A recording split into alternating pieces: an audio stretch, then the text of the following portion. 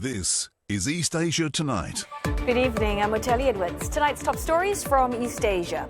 Indian Prime Minister Narendra Modi will meet with China's top diplomat as the two Asian giants look to rebuild ties. Wang Yi has held high-level talks, saying that stability is returning to the Himalayan border. A warming of ties extending beyond border issues, with Beijing also moving to lift curbs on rare earth exports to India. Now, Taiwan says that it must rely on itself for security as it ramps up its defenses, responding to Donald Trump's remarks that China has given assurances that the island would not be invaded during his time in office. And our North Korean leader Kim Jong says that Pyongyang must rapidly expand its nuclear arsenal while condemning the annual U.S. and South Korea military exercises.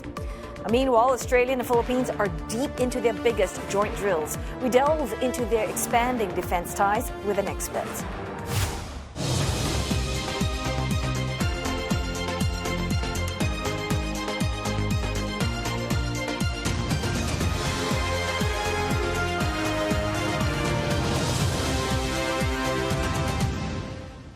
Ahead on East Asia Tonight, a plan by China to construct in London what would be the largest embassy in Europe. Well, that's sparking concerns not only from residents but also the UK government. Find out why it's so contentious.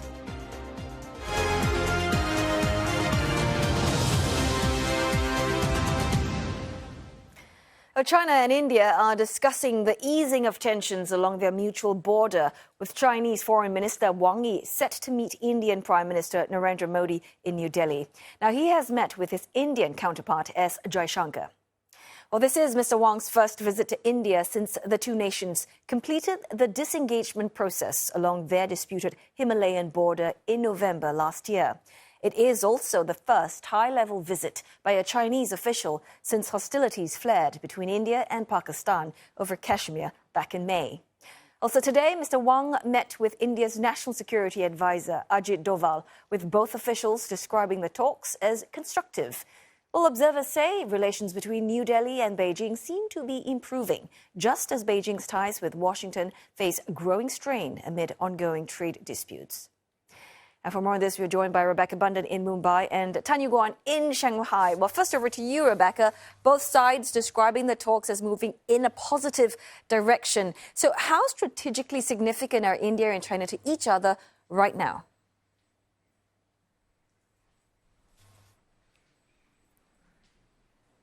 Yes, and this is really seen as a very significant step forwards in this thawing of relations between India and China, with Wang Yi visiting New Delhi and those talks taking place on the border issues today, later the meeting with Prime Minister Narendra Modi too. And this does come against a significant backdrop. Of course, relations had deteriorated between India and China following those border clashes in 2020. But now we're seeing this massive improvement in relations. And in some sense, the two countries are being forced to really try to rebuild these ties and improve those relations as we see both countries facing tensions with Washington. Of course, over the tariff issues, China is facing those issues, but India increasingly, those tensions have been escalating in recent weeks, with Trump threatening India with tariffs of 50%, those tariffs announced, with Trump saying, citing India's continued imports of Russian oil, which it's really concerned about. So that means that the two countries, India and China, are sort of having to look at forging an improved relationship. India's Prime Minister Narendra Modi is set to meet Wang Yi later today, and they are expected to, in particular, discuss the agenda for the upcoming Shanghai Cooperation Organization summit. That's very significant, with Prime Minister Narendra Modi visiting China later this month. Again, that's another significant step forward. Other issues that are going to be discussed include the progress on ties between the two countries. There are sort of discussions, there are talks that seem to be taking place about resuming direct flights between India and China. So really the progress in these ties is something that is going to be discussed. And of course, the ongoing geopolitical issues, tariffs and so on, those will also be on the agenda when the two leaders meet. And they will be meeting in just a couple of hours' time. Thanks so very much, Rebecca Bundan, live from Mumbai. Let's cross over to you now, Yuguan, in Shanghai. Well, we've heard what Rebecca said. I just want to hear your point of view in terms of China. What's in it for them in terms of trying to build better ties with India, and I guess the timing of why now? Well, in one phrase, India is too big, too independent, and too close for China to ignore. As President Xi Jinping himself says, the essence of China-India relations is how two large neighboring developing countries with a population of over 1.4 billion can coexist.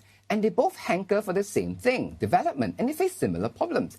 And development is what President Xi says is the greatest common denominator between China and India. So while the two nations may fight over hundreds of thousands of square kilometers in the Himalayas, but in the bigger scheme of things, if that fighting affects development, it is not to the interest of either nation. This is now more so than ever when both India and China are facing the prospects of high tariffs from their common biggest trading partner for a long time, the United States, as Rebecca mentioned. Now, from a geopolitical perspective, China is also encircled by U.S. allies on its eastern seaboard.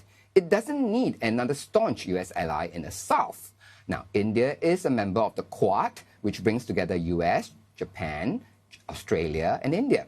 But compared to Japan and Australia, India isn't as strong a U.S. ally. India's independence in this respect is good for China to prevent complete encirclement. Having better ties with its southern neighbor also prevents China from having to defend two fronts at the same time. India is also too big a market to ignore economically. Improved ties could mean fewer curbs and more access. As we have seen earlier, political hostility do lead to bans and restrictions on Chinese companies like TikTok and Huawei. Now, on the world stage, while China and India are both contenders for leadership in the global south, if China wants the likes of BRICS and also the Shanghai Cooperation Organization to act as counterweights to American-led alliances, it needs India as a partner. And, this year is better than any for both sides to, kiss and make up. For one, as Rebecca has mentioned, right, we have Modi visiting China, Tianjin, to attend SCO, the Shanghai Cooperation Organization. And it is also the diamond anniversary or the 75th anniversary of the establishment of diplomatic relations between China and India. So this is a great opportunity for both sides to make good on their ties. As the headline screams this morning from the Global Times, quoting China's foreign minister, China and India should regard each other as partners rather than rivals or threats. Now, I'm sure Wang Yi will be bringing that message to the Indian Prime Minister Modi when they meet later on tonight. Otelli? Well, thanks so very much for that report. CNA's Tan Yuguan in Shanghai and Rebecca Bundan in Mumbai. Elsewhere, Australia and the Philippines are holding their largest ever joint drills in the South China Sea. Well, the area is a site of decades-old territorial disputes and frequent maritime confrontations. Officials stress that the drills are not aimed at any specific country. The exercises, dubbed Amphibious and Land Operations, or ALON, was first conceived and last held 2 years ago as part of Australia's Indo-Pacific Endeavour program. 15-day joint drills aim to strengthen defence ties through a series of activities in the contested waters. Militaries from both sides will be training around the Palawan and Luzon islands in the Philippines. The drills come in the wake of a recent high-profile confrontation in South China Sea, which saw two Chinese ships chasing a Filipino vessel. The Chinese vessels ended up colliding with the Coast Guard ship, appearing to suffer substantial damage. The smaller Philippine Coast Guard vessel was said to be delivering aid to fishermen at the time of the incident. And for more, we are joined by CNA's Buena Banal, live from Metro Manila. Buena, what can we expect from the joint drills, and walk us through the significance of it? Over 1,000 Australian military personnel are deployed for these 2-week exercises, and this is a huge military deployment that's part of what Australia calls its Regional Presence Deployment, or RDP program. And it's also huge just in terms of its deployment by air. That's according to Colonel Macleod Wood of the Australian Defence Force, who said that around 25 large military transport aircraft called C-17s were used for the transport of participating personnel here. And just to give you a glimpse, that's the largest deployment of the Australian Defence Force by air since 1999, when it supported East Timor. And simultaneous with these drills is a joint sale by Canada and Australia and the Philippines, of course, in that 2-week span. And during those drills as well, some coverage on humanitarian operations. Now, what you're seeing here is really increased activity in the West Philippine Sea, which is how the Philippines calls its maritime territory in the larger South China Sea. Prior to this joint sale, you also had freedom of navigation operations by the United States after that August 11 incident you mentioned, where we saw, based on videos released by the Philippine government, 2 Chinese ships collide as they were chasing a much smaller 44-meter Philippine Coast Guard vessel. So, whether coincidental, whether planned, we do know that preparations for these exercises have been ongoing for the past 15 months. What we're seeing is increased activity in the West Philippine Sea. Okay, this increased activity, as you've mentioned, I mean, and we're seeing all of this addition of exercise ALON. I mean, all of that, is that part of a shift in Manila's defense strategy? Well, the administration of Philippine President Ferdinand Marcos Jr. has really pivoted from internal defense to external defense. It has committed to deepened quadrilateral engagement with Japan, Australia, and the United States, all of whom it has a visiting forces agreement with. And it's also planning visiting forces agreements with Canada, New Zealand, and France. That quadrilateral engagement, it calls Squad, also envisions a planned command center by December. Planned to be activated by then. And this year, the Philippines Defense Minister also saying that it is operationalizing its version of the One Theater concept, which will consider the East China Sea and the South China Sea as one operational area, because there are common threats there, of course, in the Senkaku Islands, overlapping claims between Japan and China as well. However, Philippine and Australian officials have said that these exercises are not aimed at any one particular country.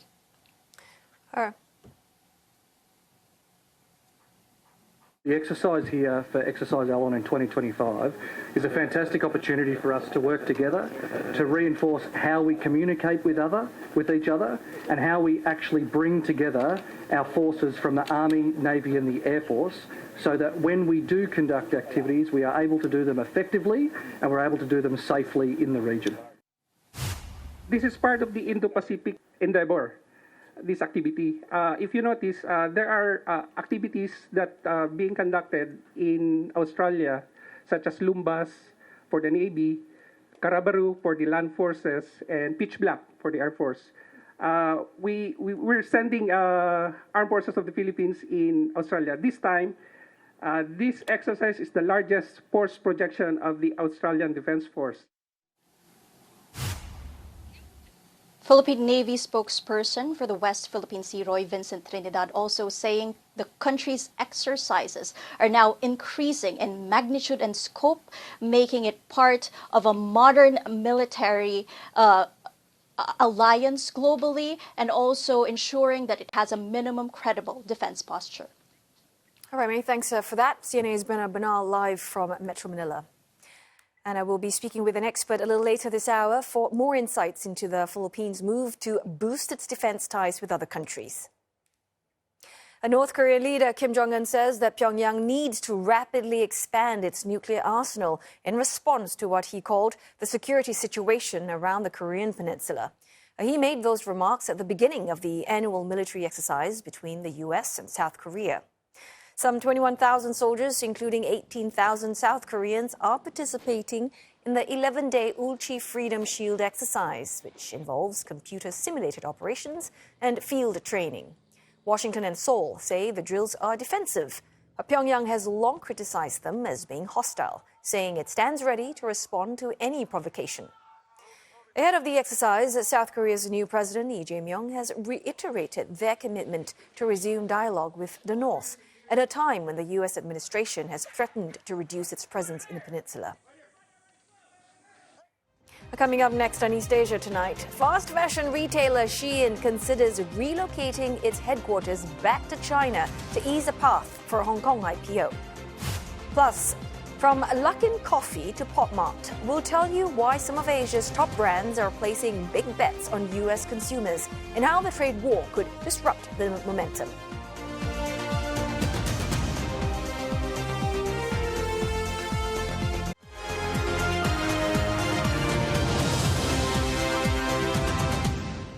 Hello again. Good to have your company on East Asia Tonight. It is now time for your business news with Roland Lim. And Roland, it seems like there's a thaw in trade relations between China and India. Yeah, it does seem to be moving the right direction. China has reportedly lifted curbs on the export of rare earth magnets to India. Experts say this could be a breakthrough in trade relations between the two economies in the face of threats from U.S. tariffs.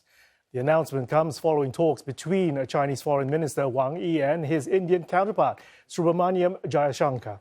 India has been seeking to end Beijing's curbs on the exports of fertilizers, rare earths, and tunnel boring machines. The restrictions hit the country's critical agriculture and infrastructure sectors. The two ministers met twice last month to iron out political differences that led to the restrictions. China's lifting of these curbs comes as the U.S. criticizes New Delhi's ties with Russia. The Trump administration has also imposed an additional 25% security tariff on India, taking the total levy to 50%. And Singapore-based SHEIN is reportedly mulling moving its headquarters back to China as the fast fashion retailer seeks to ease its path to go public in Hong Kong. A Bloomberg report indicates the firm has consulted lawyers on the plan but said discussions were preliminary. SHEIN has substantial links to China, making it subject to Chinese regulatory oversight. And this means the company needs to get the approval of the China Securities Regulatory Commission, or CSRC, to list its shares anywhere in the world. SHEIN is currently aiming to list in Hong Kong after failing to get those approvals to go public in New York and London. Bloomberg cited sources saying a relocation to China could help the retailer get Beijing's green light for its Hong Kong IPO, as the move would allow China greater oversight into the firm's data, among others. A Japanese tech investor, SoftBank Group, is committing $2 billion to Intel in a bid to support the troubled American chipmaker while advancing its own chip ambitions. Under the terms, the Japanese conglomerate is buying $2 billion worth of Intel common stock at $23 per share. Now, that equity stake would make SoftBank Intel's sixth largest investor, according to LSEG data. SoftBank Chair and CEO Masayoshi Son said the investment reflects their commitment to advancing U.S. tech and manufacturing leadership, and Intel plays a critical role in those goals. Intel CEO Tan Lip-Bu says that they share SoftBank's commitment in boosting American leadership in technology and manufacturing. SoftBank has been heavily investing in AI. It recently positioned itself as a major backer of ChatGPT maker OpenAI, committing $30 billion back in December. And it's also leading the financing aspect for Stargate. That's a $500 billion data project center in the U.S. A U.S. federal court in Texas has dismissed a lawsuit that would restrict property ownership and leasing by Chinese citizens. The move coming less than a month before the measure was set to be enforced. The Senate Bill 17, which was signed by the Texas governor in June, limits land sales to foreigners from China, Russia, Iran, and North Korea. The legislation excludes citizens who are lawfully residing in the U.S., those holding dual citizenships or permanent residence. The lawsuit was filed on behalf of two Chinese citizens living in the U.S. on work visas who had complained of racial discrimination and constitutional violations. But the U.S. court denied the case on the basis that the plaintiffs were domiciled in the U.S. and would not be affected by the law. Efforts to tighten rules on Chinese ownership of land in the U.S. have accelerated in recent years amid concerns of national security threats and espionage. The influx of popular Asian brands is placing big bets on U.S. consumers on American soil. Analysts say the conditions are right for companies to succeed in America, but warn that President Trump's tariffs might stand in the way of some seeking success. Despite the ongoing trade war, brands like Luckin Coffee, Tea, and Popmart are expanding in the country. Correspondent Mitch McCann reports from New York. When Luckin Coffee opened in New York in late June, it became the latest Chinese brand to set up shop in the Big Apple, and customers we spoke to seemed impressed. I think it's great. I think that I have no complaints so far. I didn't actually get their normal recommended lattes or whatever because I don't drink caffeine, but this is pretty good. Luckin is the latest in a list of Chinese companies trying their luck in the United States, but other brands have been around longer, like the beverage brand Tea, which opened its first US store in late 2023, and Popmart, which sells the popular Labubu toys, opened a few months earlier. Both companies have shown strong signs of success in the American market, with Tea now having 30 stores in the US, and it's reportedly the fastest growing tea brand in the country. Meanwhile, Popmart is seeing astronomical growth, in part due to the popularity of Labubus. The company says its US revenue surged more than 500% between 2023 and 2024, while sales in the first quarter of this year climbed 900% compared to the same period last year. Professor Arthur Jong from Georgetown University in Washington says there are many reasons these companies are choosing to launch in America. First of all, the slowing of the domestic Chinese economy. The hyper amount of competition within its domestic economy is motivating many of its leading firms, especially those that are consumer-based, to seek opportunities abroad. The United States happens to be a very large market, as well as a market that's open to new concepts and new ideas. Dr. Larry Shigoris from New York's Pace University adds that many of these brands target younger customers who may be open to new names and are attracted by low costs and price incentives, something Luckin Coffee is known for.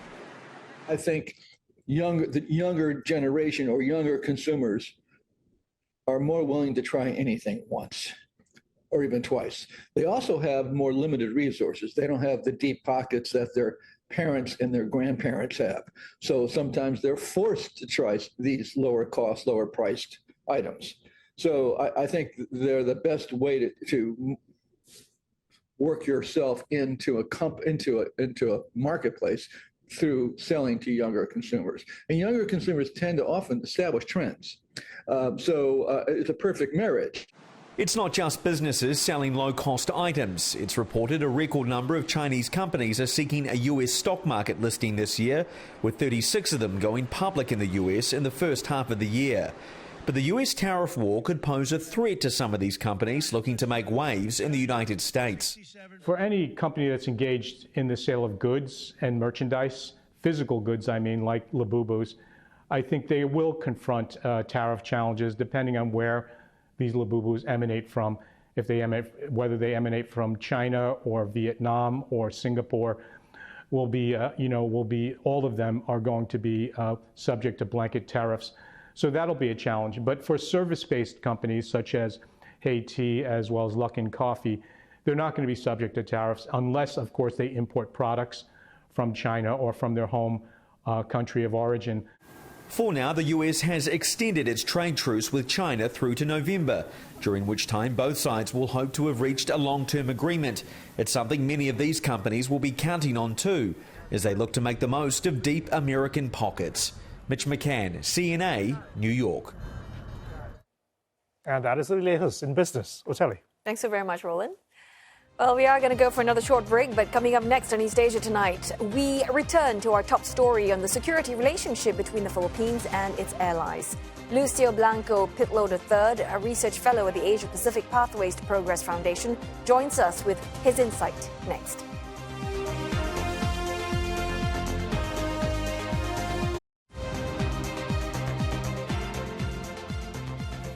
Hello there, this is East Asia Tonight, and here are the headlines we're following. Indian Prime Minister Narendra Modi is set to meet with China's top diplomat as the two Asian giants look to rebuild ties.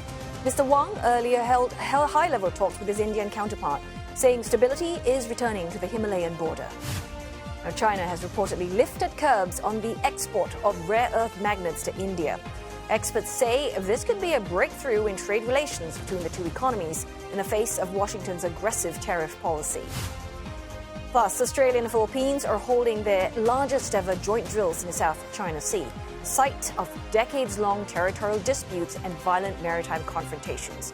Officials stress the 15-day joint drills are aimed at strengthening defense ties and not targeted at any specific country. For more analysis, we are joined by Lucio Blanco Pitlo III. He is a research fellow at the Asia-Pacific Pathways to Progress Foundation, as well as a foreign policy and security analyst. And he's speaking to us from Metro Manila. Well, thanks, Lucio, for joining us this evening. So this is a huge military deployment being involved here. Tell us how big a shift this is for Manila's defense posture. Good evening. Thank you for having me. So this is by far the biggest bilateral exercise between the Philippines and Australia. And I think this is part of the growing Philippine strategy to bring in more allies and partners invested in its security. We have seen, of course, the joint sails in the contested South China Sea is part of a large part of the exercise. And the name of the exercise, ALON, is in the Filipino language is wave. So it underscores the importance of the maritime domain for both sides in terms of freedom of navigation and, of course, the peaceful settlement of disputes. And, of course, this Australia is only the second country with which the Philippines signed a visiting forces agreement after the U.S. And this goes to show the increasing defense ties between the two sides on top of course, the first time for the Philippines to take part in the pitch black exercise just earlier this year. The first time for the Philippine Air Force to take part in that Australian bilateral exercise with the U.S. And so this builds onto that. And this goes to show that there's interest between Manila and Canberra to take the defense and security partnership to a higher notch. Right. And Lucy, we've been hearing this repeatedly, Manila, Australia, they're framing this participation as a commitment to peace and stability. But at the same time, we can't help that there's always, there's Chinese surveillance, there's naval assertiveness that we see in the South China Sea. So how much is all of this about sending a warning to Beijing? Well, of course, both sides were very clear in terms of saying that this exercise is not directed to any third party. But I think the elephant in the room is, of course, concern about incidents, violent incidents at that in the South China Sea, particularly between the Philippines and China, the latest of which transpired a few kilometers away from the contested feature of Scarborough Shoal, very close to the Philippines, and of course claimed by the Philippines as part of its territory. And so I think this exercise comes days after this incident, and of course Manila is trying to ensure that more capable countries aside from the U.S. Also U.S. allies and partners like Japan, and in this case Australia, to be part of the pool of partners of the Philippines in the security domain. So when it comes to shared interests, some say that this is just sort of symbolic, right? I mean, these drills. So curious to know, when Australia and Philippines, where they are concerned, where real collaboration is involved, how far do you think both sides are willing to go? Well, of course, both are surrounded by waters. Australia, a continental-sized country, and of course, the Philippines is an archipelago. For both countries, the importance of the sea in terms of navigation for their trade. Of course, trade with China is very important. Just last month, of course, Prime Minister Albanese visited China. And of course, for the Philippines, China is also the largest trade partner. But at the same time, concerns about growing military capacity, power projection of China in its near seas, including the South China Sea, which is a vital international waterway, is a shared, of course, concern for both Manila and Canberra. Not only between them, but also for other countries that uses the South China Sea as a passageway for their energy, for their trade, for commodities. And so I think both have underscored the importance of seeing to it that this important waterway will not be dominated by any party, and that any disputes in this waterway will be solved through peaceful approach, and there will be no attempts to change facts on the ground using intimidation or coercion. I think that's a shared interest for both sides. Okay, but from China's point of view, every time like these exercises come around, Beijing will decide, whether they want to escalate, they want to reiterate, or they want to hold back. Which path do you think China will be taking this time round with exercise ALON? Well, of course, for China, they see these kinds of joint activities, joint sales, particularly in the South China Sea, as unhelpful in terms of resolving the disputes, because they think that the participation of extra regional powers, countries that are not directly coastal states of the South China Sea, non-claimants to this disputed sea, they think that the involvement of these powers, in this case Australia, only complicates the situation. But for the Philippines, given the asymmetry between them and China, the need to have to balance, to have a counterweight, and the only formula that Manila thinks is, of course, making sure that it will not stand alone, that there will be capable allies and partners like Australia, like US, Japan, that will, support a peaceful settlement of disputes, its position in the South China Sea, and a rules-based maritime order. Hey, many thanks for your insights and taking this time to chat with us, Lucio Blanco Pitlow III, Foreign Policy and Security Analyst, as well as Research Fellow at the Asia Pacific Pathways to Progress Foundation. Now, in other news, Taiwan says that it must rely on itself for security. Well, that's after U.S. President Donald Trump revealed that the Chinese president told him that Beijing would not invade the island while Mr. Trump is in office. 外交部一直密切关注美中的高层互动，也将持续和在印太地区具重大利益的国家共同致力维护台海的和平、稳定以及繁荣。另外，台湾的安全必须要靠自己努力得来。目前有越来越多的国家以军舰通过台海的方式，这些实际的行动来强调台湾海峡是国际水域，展现出对印太地区安全稳定的重视。 Taiwan is working to boost its defense capabilities in the face of ramped-up military and political pressure from China. Beijing insists the island is its territory and has said it won't renounce the use of force to take over Taiwan. The U.S. is Taiwan's most important international backer, but they do not have a defense treaty. Should China attack the island, Washington is under no obligation to help, although it is bound by law to provide Taiwan with the means to defend itself.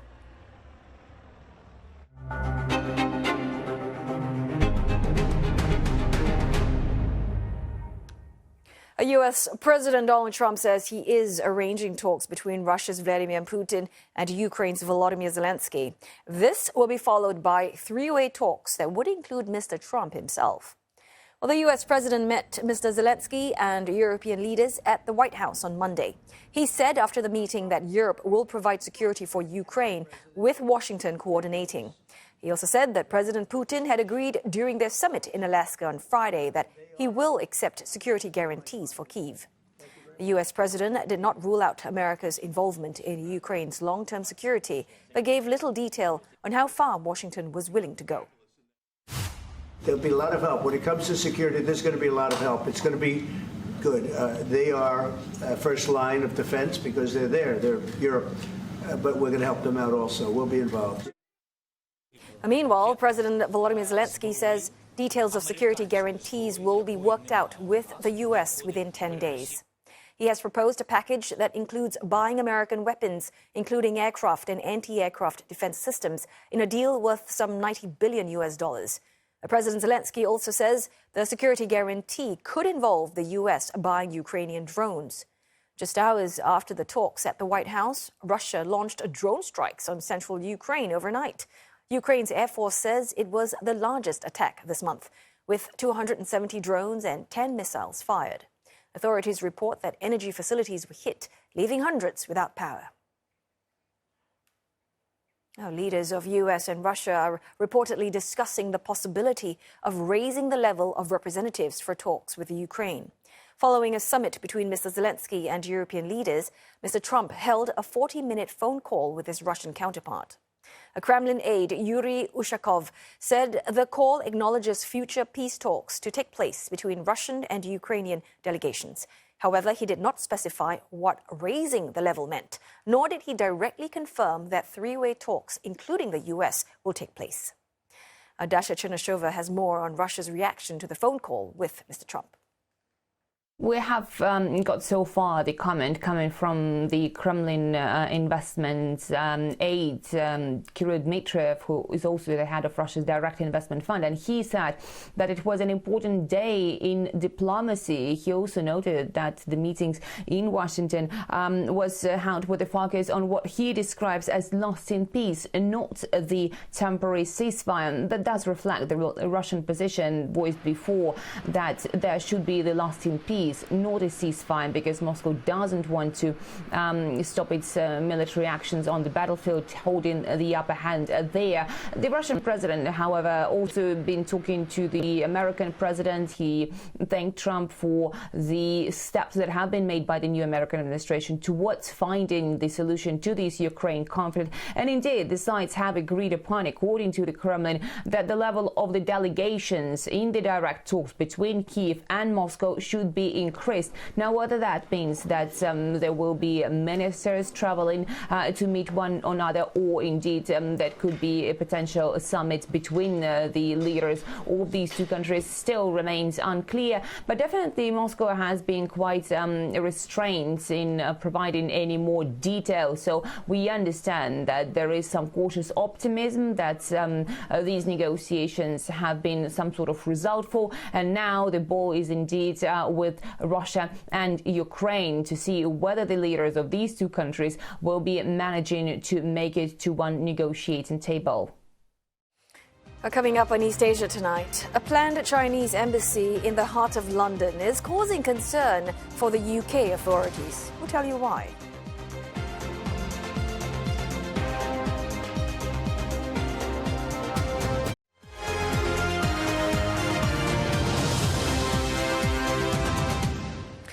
So it appears China has until Wednesday to respond to the British government's concerns for its new mega embassy in London. Beijing's plans for its huge new embassy located near London's financial district have sparked fears that it could pose a security risk. But China says its new embassy would promote understanding and friendship between the two countries. Stuart Smith has more from London. It's right across the road from the Tower of London, the site of the proposed new Chinese mega embassy, as it's been dubbed, because it's a huge site. It would take 10 minutes to walk around. It would have accommodation for up to 200 people, but it's twice had planning permission rejected by the local authority. Now the UK government is looking at this issue, and it's got a host of questions that it's posed to Beijing that it says must be answered before it's potentially willing to give planning permission to this development. There are a host of issues, but some of the main ones that have come up is, first of all, whether this would be a site accessible to the public, because the current plans have an area, a cultural centre, that would be accessible to public but would be embassy land, meaning that, for example, the police and fire service couldn't go onto that cultural centre even if there were an issue, but one that also political dissidents who have left China and Hong Kong fear may be a way for them easily to be pulled into the embassy, as we saw happen in in Manchester in 2022 at the Chinese consulate. Another concern is that the site of this proposed development is on top of fibre optic cables that once linked Barclays' trading floor to the centre of UK finance and the UK government. Could China want to tap into those cables in order to find out what's going on? That's another concern, and one which the United States has also said it's worried about. But also, part of the whole picture of whether this place gets planning permission or not is the fact that Beijing has implicitly linked planning permission here with the UK's ambassador's residence proposal in Beijing. The UK wants to build a new one, and it looks like that wouldn't go ahead unless this place gets planning permission. Beijing says it has no intention to change the plans, but the answers to those 50 questions, at least, will likely lead to a final outcome in early September about whether this place that China's already paid over $300 million for will become its new mega embassy. Stuart Smith, CNA, London. For more, Stuart himself joins us now live from London. So, Stuart, you've mentioned about these events in Manchester back in 2022. Tell us more about that, and how does it relate to this mega embassy that China plans to build in London? There was a protest outside the consulate by Hong Kong pro-democracy activists where they had signs and posters outside the embassy. Chinese consuls came out and started to remove those signs and banners. And during a tussle between consular staff and protesters, one of them was dragged onto embassy grounds and beaten. This appears in video. Now, the Chinese government says that it was the protesters who illegally entered the embassy, but the consuls were, all 6 of them, eventually taken back to Beijing, including the consul general, who could be seen pulling the hair of one of that protester that was dragged into embassy grounds before police did enter and intervene to split up the fight. Now, pro-Hong Kong activists here and other dissidents who have left China are worried that something similar could happen with this mega embassy, particularly because there would be an area that would be publicly accessible but on embassy grounds. And one of the requirements the Home Office has suggested must happen before this place gets planning permission is the whole site is enclosed in a hard wall. That means there'll be a very distinct barrier between embassy grounds and the public street, which is a very busy, vibrant tourist area. But the Chinese government has suggested it has no desire to actually change any of the plans it submitted. Right, so we've heard some of the reasons the UK government is concerned about, but what about the locals, though? I mean, how are they reacting to this mega embassy, and what about their concerns? Yeah, so there are obviously residents of the UK and London who hail from regions in and around China, Hong Kongers, Mongolians, Chinese dissidents, all of them, or many of them, excuse me, say that this would be a concern for them because they believe a larger expanded embassy gives more power to the Chinese government here in the UK, which could result in them more instances of harassment or intimidation. But there's also local residents in London, in the borough, the local authority where I am now, Tower Hamlets, who are worried, in effect, about the consequences of the protests by these people. They are worried that in a popular visitor area where there is a very busy road, a busy junction here, protests might spill out onto the road. There may be terror threats potentially against this site. And that disruption is something the local authority is worried about, and so too was initially the Metropolitan Police, which said this site on the outskirts here where I am standing now is simply not large enough to accommodate the level of protest activity they anticipate should this development go ahead. Also, Stuart, the UK, they've stressed the importance of countries having functioning diplomatic premises in each other's capitals, but right now it's trying to seek clarity over some of these concerns. But to what extent is this impacting relations between both countries? The Labour government has attempted, since it came to power, a reset with China. It uses the phrase that it's interested in cooperation, competition, and challenging China, which seems to be working in principle, supporting each other where they can on economic and, for example, issues like this involving each other's embassies, but also being very cautious about the defence implications, which is described by the government here as a sophisticated and persistent challenge caused by China. Now, this issue was brought up between Prime Minister Keir Starmer and Chinese President Xi Jinping in person. It's a big issue, but until a decision is actually made, both sides are not talking about any change of relations. The UK government's keeping quiet, says it's waiting that decision. But if it does go against Beijing, that likely would have a serious effect, both in diplomatic relations and also on the UK's ability to upgrade and create new diplomatic premises within China. Well, so I guess 9th of September, that's the date we will be looking out for. Thanks so very much, Stuart Smith, reporting to us live from London. Now, at least 2 rail workers have been killed and 4 others seriously injured after being hit by a passenger train in the southeastern city of Cheongdo. According to state-run Korea Railroad Corps, the accident occurred around 10:50 a.m. local time near the Cheongdo Bullfighting Stadium. A train bound for Jinju in South Gyeongsang Province from Mugonghwa reportedly struck 7 workers who had been conducting railway inspections on a slope near the tracks. Now, investigation is underway. Now, some headlines from media outlets in East Asia. Nikkei Asia says Pakistan is urging the Chinese operator of Gwadar port to make investments in a nearby industrial area, where Belt and Road Initiative projects have stalled.